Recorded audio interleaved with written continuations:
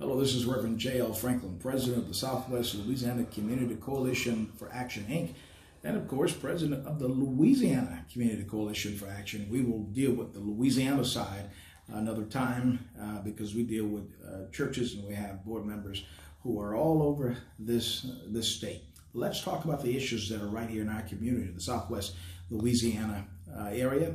First of all, I want to thank you for tuning in to us, not just today, but I want to thank you. When we started this process, you latched on. We received so many calls and we received so many text messages. We're just excited, ecstatic about your support in this endeavor. But let's give a shout out to the churches in St. Landry Parish. Oh, how passionate the people have been. That is, those churches, as you well know now, you've seen it in the media. It's been all over the news. It's been in state news. It's local news, national news, international news.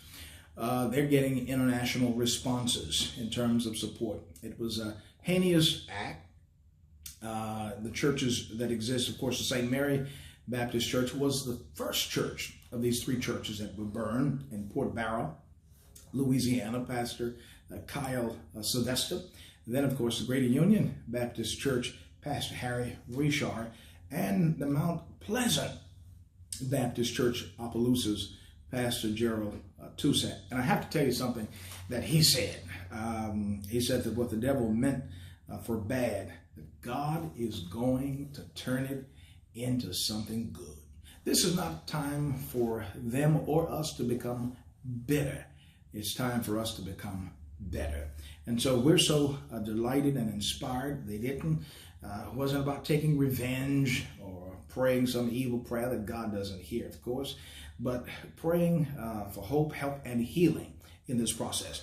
The sheriff and the St. Landry DA, Mr. Earl Taylor, they worked very hard along with the Louisiana Fire Marshal Butch Browning. This was a hate crime, and charges were filed by the St. Landry DA, Earl Taylor, concerning this. But the fire marshal, the state fire marshal, Butch Browning, did a great job. Listen, you have to admit, this was extensive work. Let's talk about this suspect. The suspect, of course, the person arrested for the crime was a 21-year-old white male named Holden Matthews. You know what's interesting about Mr. Matthews was that his son, he's the son of a local sheriff deputy. And so our prayers are for the Holden family. They're reading now posts in the media, on websites in addition, finding out the things that he was involved in with the metal ban and what his views were toward blacks and black churches. But our prayers are with him. The state fire marshal, Butch Browning, said that they were able to tie Mr. Matthews to these blazes, including cell phone records, photographs from his phone, the gas can that he purchased, at a store. These fires were started, no doubt, with gasoline. Here's something interesting that the national president of the NAACP, Derek Johnson, said that during the April 8th statement, that as a consequence that the houses of faith have historically been targets of violence. In 2006, you remember that there were a string of churches that were burned. I want to give a shout out to our governor, Governor John Bell Edwards, who really have been engaged and been involved in these churches. He said these words, that although he didn't know, what was the motivation behind the fires, the governor said, of course, that these were indeed evil acts. And indeed they were. But what's really exciting about this is that the support that they've received. Now, we've seen the Notre Dame Cathedral that was in Parish that's been burned, and billions of dollars nearly been raised for them. But we commend the 7th District Baptist Association put together a U-Fund to go, a GoFundMe fundraiser. And they've raised, as you've seen, I'm sure, in the media, over $2.2 million.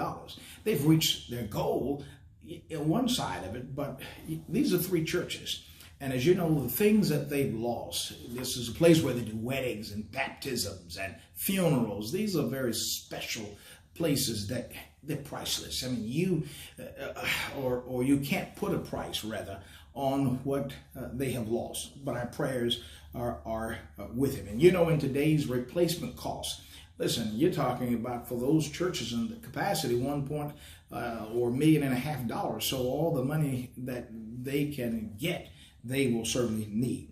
And so I hope that they'll continue to provide these funds. The Ben Watson, one of the retired saints, who has launched a fund, is doing a tremendous job. The president, the owner of the Ravens football team, has committed $100,000. Others, Giles Automobiles, there in Jennings and Opelousas, over $50,000. They've had special notations from Hillary Clinton and others in small groups. And so we're going to do all we can to make an impact, an impression, and because it could be any of us at any time. So, but let me give this final special note out that the Homeland Security, I'm talking about, yes, the National Department of Homeland Security, are providing grants to churches and church facilities. And here's the purpose: to upgrade your security.